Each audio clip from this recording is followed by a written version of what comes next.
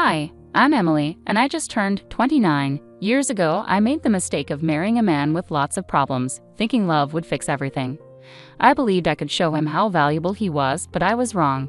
Love is strong, but it can't make someone love themselves. I'll call my ex Joseph.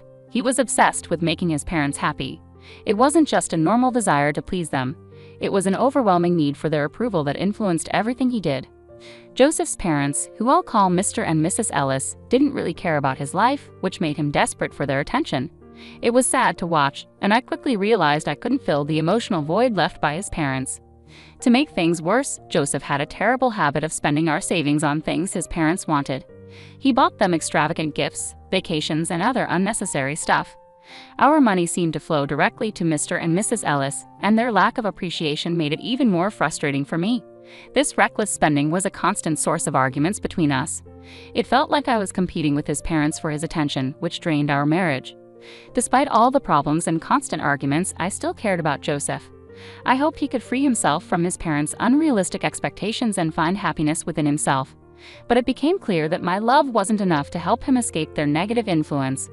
Things took an even sharper turn one day. Joseph came to me looking serious and said he had something important to tell me.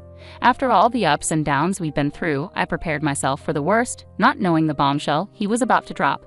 As he started talking, I had a gut feeling this would lead to our biggest argument yet. "Emily, there's something important I need to talk about," he said seriously. "What's going on?" I asked, already bracing myself for bad news. "It's about my parents. They're retiring soon, and I want to surprise them with a luxury vacation. It's going to cost a lot," he said, looking both excited and nervous. "That sounds nice as long as the money comes from your own savings. I really don't want to use our joint savings again," I said, hoping to avoid another fight about money. "I don't have enough to pay for it myself. I was hoping we could use some of our savings," Joseph admitted, looking hopeful but worried. "Joseph, if it's more than we can afford, maybe we should rethink this expense," I suggested gently, trying to bring him back to reality. But he got upset. "You just don't understand, Emily. I love my parents and wanted to do something special for them. Love isn't about counting every penny. It's about grand gestures," he argued passionately. I argued, but love is also about being there for each other and making sacrifices together, not at the expense of our financial stability. This trip might be important to them, but we need to think about our future too. Joseph was determined. "I have to do this for them. I thought you, of all people, would understand. They're everything to me. And you're everything to me, Joseph, but we have to be practical. We can't just use up all our savings on one trip." I tried to find a compromise, but he accused me of being selfish and not seeing the importance of his gesture. "It's not about being selfish, it's about being sensible and planning for the future," I explained, wondering just how much he planned to spend. When he said he needed all of our savings, my heart sank. "All of our savings, Joseph? That's just reckless," I said, shocked by his request. "You're being heartless," he shot back, convinced I couldn't understand his desire to make his parents happy. "No, Joseph, I'm being realistic. We can't afford to spend $85,000 on a whim," I said, my patience running out. His casual mention of getting the money back later only added to my frustration. "Really, Joseph? That's not how this works," I replied, my disbelief obvious. We were at a standstill. Our views on love, responsibility, and money were completely different.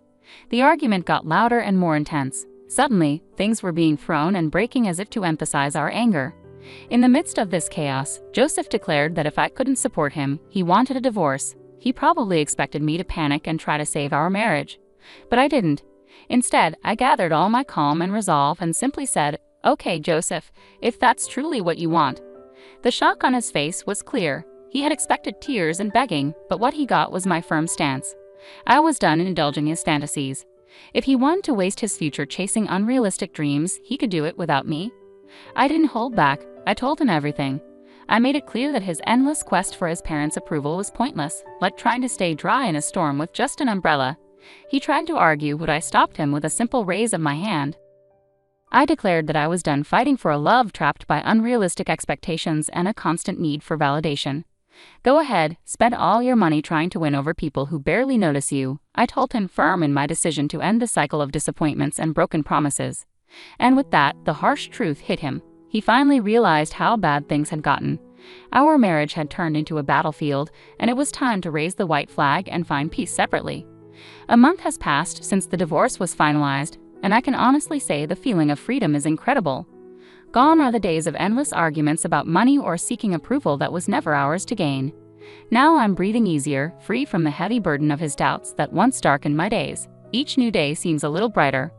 True, Joseph has tried to sneak back into my life, pretending to be concerned and asking about my well-being, but I saw through his act. I wasn't going to fall for his tricks again. As the saying goes, fool me once, shame on you. Fool me twice, shame on me.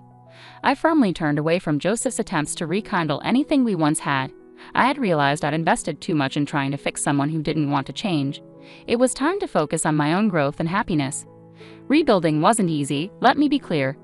Dividing our shared assets and adjusting to a new financial reality took patience and resilience. I was used to a certain way of living, but adapting wasn't new to me. I embraced the hard work needed to rebuild my life, discovering a strength and independence I didn't know I had. Reconnecting with old friends, getting back into hobbies I'd neglected, and finding new interests made the world feel big and full of possibilities. I was eager to make the most of this fresh start. Sure, there were moments of self-doubt and loneliness, and adjusting to a new budget was challenging. The wounds from a failed marriage don't heal overnight, but with each passing day, I found comfort in the fact that I was no longer sacrificing my happiness for someone else's insecurities. The ease with which I moved forward might have been a sign that I had been holding on to a lost cause for too long. It amazed me how much I could accomplish once free from that burden. So here I was, a month later, still adjusting but flourishing all the same. Joseph's constant messaging had taken a new turn. He was now claiming to be in danger and insisting on a meeting. Tired of his relentless attempts to contact me, I decided it was time to confront the situation. In the middle of his ongoing messages, I called him. "Joseph, we've been through this. We're divorced. It's time for us to move on," I said firmly. "Emily, please. I just need a moment to explain. I'm in serious trouble, and you're the only one I can turn to for help," he begged. Maybe it was the long absence of his voice, or perhaps he truly sounded scared, but against my better judgment, I agreed to meet. "Fine, but we're not meeting at my place. Let's go to that cafe we used to go to. No tricks, understood," I said. "Thank you, Emily. I promise I just need someone to listen." "You're the only one who understands me," he replied, sounding relieved.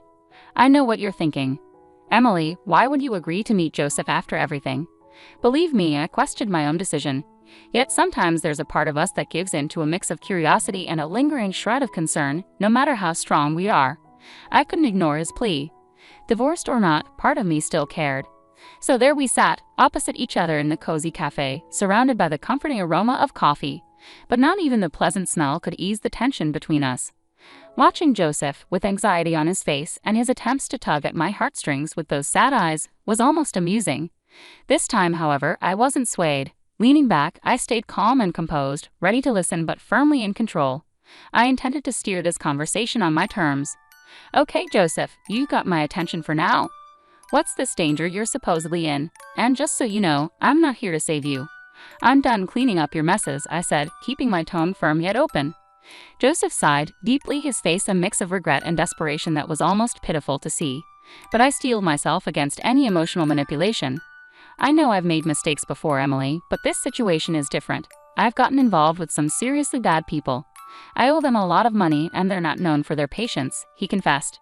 I raised an eyebrow, skeptical of his dramatic story. "Really, Joseph? Dangerous people? Are we revisiting the tale of your imaginary friends who seem to attract trouble?" I couldn't hide my disbelief. Joseph's expression shifted to one of hurt and frustration, evidently hoping for a more sympathetic ear. "No, Emily, this isn't made up. I'm in deep trouble, and coming to you was my last resort," he insisted, his voice laced with desperation.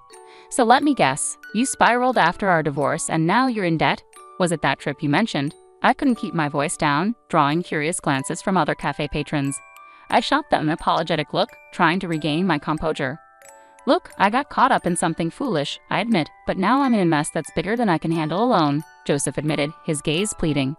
My frustration was close to boiling over. How could he waltz back into my life with yet another crisis? Yet, underneath the anger, I couldn't completely ignore the remaining shred of empathy for him.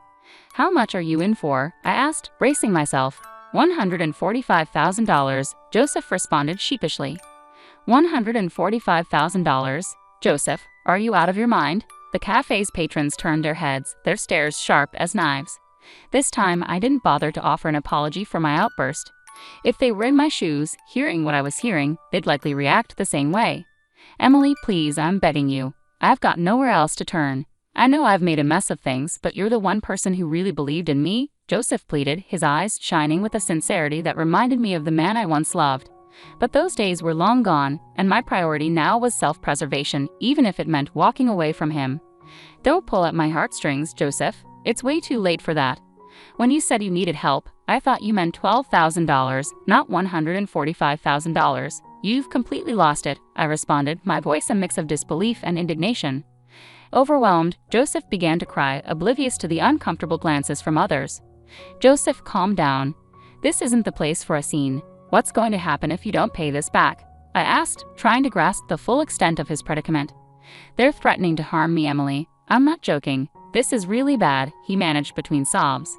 His words hung heavy in the air, leaving me torn between my lingering concern for his well-being and the need to protect myself from getting dragged back into his chaos. Seeing how serious things were for him, I softened my approach. All right, Youve, start from the beginning and tell me everything, I said gently. He explained how he had tried to pay for an expensive trip for his parents. He borrowed money from a friend who let him down, leaving him with a lot of debt. As he told his story, I felt a mix of frustration at his poor choices and some reluctant amusement at how things turned out. So you borrowed money from risky people to impress your parents who hadn't even noticed your efforts. Is that what happened? I asked, trying to understand. Youve's face dropped and tears rolled down his cheeks as he admitted the harsh truth. Yes, ever since they went on that trip, it's like I don't matter to them, he said, sounding very sorry. Even though I was frustrated, I felt a bit of sympathy for him. It was a tough lesson for Youve, and seeing him so regretful made me feel a bit compassionate. You've really gotten yourself into a tough spot, I said. Youve, I know you don't want to hear I told you so, but you did create this mess yourself. I warned you it wasn't a good idea, and now you chose to leave me over it, and here you are, struggling. You put everything into trying to make your parents happy, but all you got in return was silence. It's a hard lesson, but it's one you needed to learn, I said, feeling a mix of concern and resignation. This was a hard truth for both of us. Youve had based his self-worth on people who couldn't appreciate his sacrifices, and I had to accept that I couldn't protect him from his own choices anymore. I hoped that facing these tough consequences would show him that I had always been on his side. But his need for parental approval was his downfall. As we sat in silence, the weight of our past, filled with broken promises and dreams, was heavy. I realized it was time to let go completely. No more second chances, no more trying to fix what was beyond repair. Youve needed to face the results of his actions alone, and I needed to move on and find my own happiness. I hope you find a way out of this, Youve, I said, my voice firm with finality. You're not going to help? Youve asked, looking surprised. No, I'm not, I replied. Youve, I can't help you. Why not? He asked. Because I don't have the money to bail you out, and even if I did, taking on a huge loan that I'd be paying off for years isn't an option. I can't afford to be as reckless as you've been, I explained firmly. Come on, Emily, please. I'm begging you, he said, his desperation clear. Youve, expecting me to fix this for you, especially with how you're acting, isn't realistic, I said, my patience wearing thin. Yeah, I did expect that. You're my ex-wife, not my enemy, he replied, still holding on to hope. But it was clear our lives had gone in different directions. My focus now was on finding my own peace and happiness, separate from the chaos we once shared. And that's the problem, Youve. You expect me to always be there to clean up your mess because that's what I used to do. I was your wife, so helping you out of trouble was something I did naturally. But I can't and shouldn't keep doing that. It's not my responsibility anymore. After everything, I don't owe you anything, especially considering how our money was wasted on your ungrateful and toxic parents. But I love them, Youve said, but I love myself too. And loving myself means doing what's best for me, including taking care of my own well-being, I said. Youve looked down, realizing that he wasn't going to get the help he wanted from me. Since it seems like you're out of options, here's one piece of advice. Leave. Move somewhere far away where they can't find you. If you can't do that, I'm not sure what else you expect from me. He sat there in silence, clearly frustrated by my refusal to help him this time. It's time for us to go our separate ways, Youve. I can't keep being dragged back into your problems. We both need to find our own peace, I said, hoping he would understand.